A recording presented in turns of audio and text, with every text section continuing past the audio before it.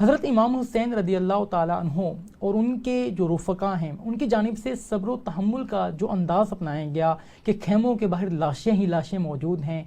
آپ کے ہونٹوں کو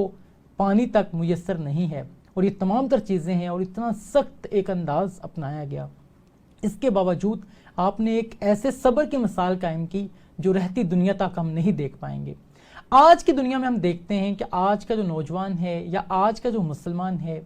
وہ صبر و تحمل سے کام لینے میں کوشاں نظر تو آتا ہے لیکن لے نہیں پاتا، اور بہت سے مسائل ہیں کمپرومائز، جیسے آج کے معاشرے کے اندر کمپرومائز بہت زیادہ کامن ہوتا چلا جا رہا ہے کہ ہم اپنی کچھ دنیاوی فائدوں کے لیے بہت سی چیزوں کے اوپر کمپرومائز کر جاتے ہیں۔ اس حوالے سے کیا کہیں گے آپ؟ ہاں بالکل، میں تو یہ سمجھتا ہوں کہ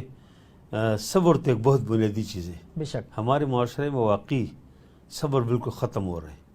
یعنی ہمارے معاشرے میں جتنی خرابی ہے اس کے اگر بیس آپ دیکھیں، حتیٰ کہ میاں بیوی کے طلاق کے جتنے یہاں رجحان بہت معاملات زیادہ ہیں۔ ہے، اس میں بھی وجہ یہ ہے کہ جو ہمارے پاس جتنے ہمارے دارالفتہ میں لوگ آتے ہیں